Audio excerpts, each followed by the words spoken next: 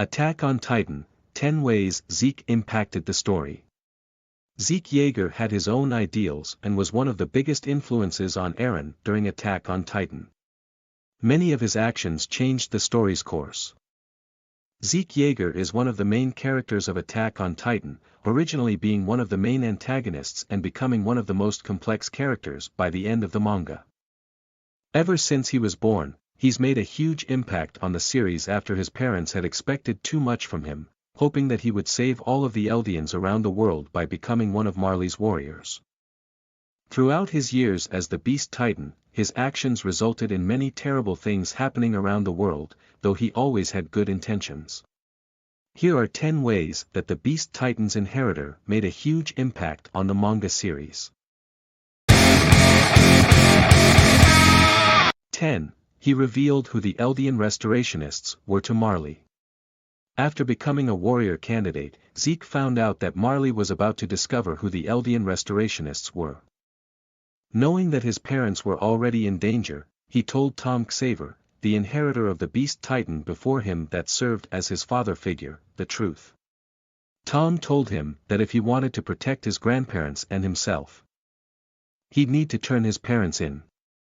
Once they did, Zeke's mother, Dina, as well as most of the other Eldian restorationists, were injected with Titan serum, while Grisha inherited the Attack Titan and started a new life inside of Parody walls.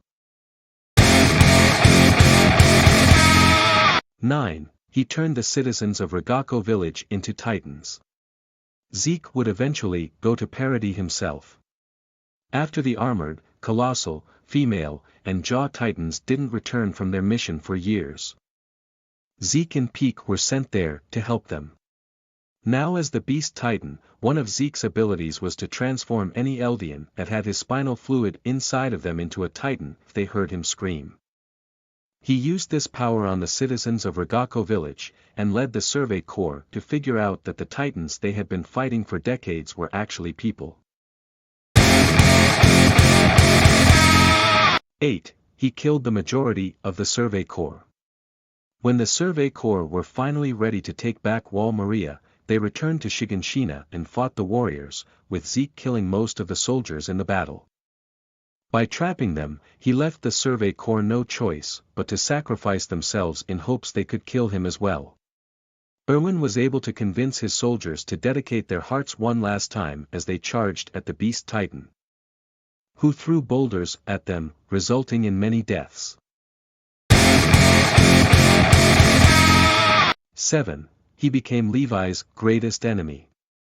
While the Survey Corps soldiers died, Levi was able to attack the Beast Titan, hoping that he'd be able to avenge his fallen comrades, especially Erwin.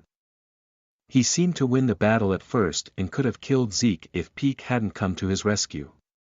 The warriors that had survived the battle returned to Marley, and Levi vowed to get his revenge. After years of being known as humanity's strongest soldier, he found his greatest enemy. 6. He helped Marley win its war against the Mideast Allied forces. For a few years after returning to Marley, the warriors' enemies were the Mideast Allied forces rather than the Eldians in Parody. They had an epic battle at Fort Slava, and Zeke played a huge role in helping Marley. He used his screaming ability to transform a group of Eldians into Titans that attacked the Mideast Allied forces, while Zeke again used his skills as a pitcher to throw boulders at his enemies' ships.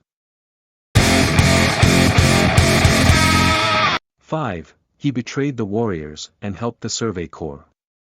For years, it seemed that Zeke was the most loyal warrior to Marley and they never expected that he would become one of their biggest threats. Once he was able to speak with the people on Parody and teamed up with Eren, he finally got close to accomplishing his true mission.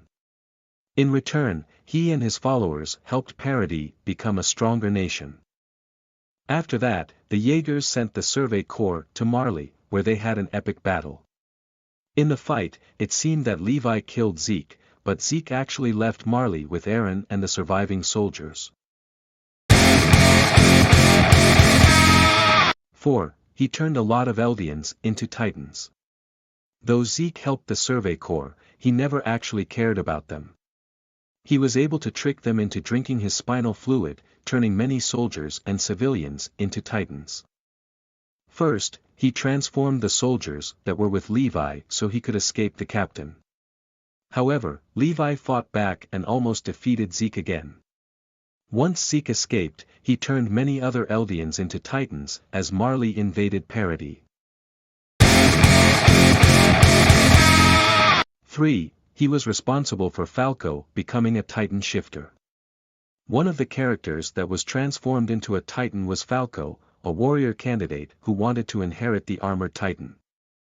Shortly after becoming a Titan, he ate Porco and became the next Jaw Titan, but because he had Zeke's spinal fluid in his body, he also gained characteristics of a previous inheritor of the Beast Titan, such as the ability to fly. Though Falco may not have had a lot of experience as a Titan shifter, he played a huge role in the final battle against Eren, saving his comrades as they almost fell to their deaths. 2. He sent Eren back in time and indirectly turned him into a Titan shifter. Eren and Zeke knew that in order to accomplish their goals, they would have to come into contact and enter the coordinate. Once they did, Eren confessed that he was never actually on Zeke's side. This caused Zeke to take Eren inside of their father's memories. As they observed how Grisha raised Eren, Zeke was shocked that their father learned from his mistakes. When they got to the moment that Grisha inherited the founding Titan, they discovered that he hesitated, not wanting to kill the Rice children. However, Eren was able to speak to him and convinced him to fulfill his mission. If it weren't for Zeke, Grisha never would have given the founding and attack Titans to Eren. 1. He helped start the rumbling. After learning that it was his own fault that Eren gained the powers that stopped his plan, Zeke tried to stop Eren from starting the rumbling. However, he wasn't able to do anything about it, and though it wasn't his intention, Zeke actually helped his brother begin the rumbling. The majority of the human race died, including both Jaeger brothers. However, before Levi was able to cut the Beast Titan's head off, Zeke learned what the meaning of life was and understood that if he was never born, then the good things he experienced wouldn't have happened. He may not have regretted his actions and still wanted to save the Eldians his way, but he accepted both his life and death.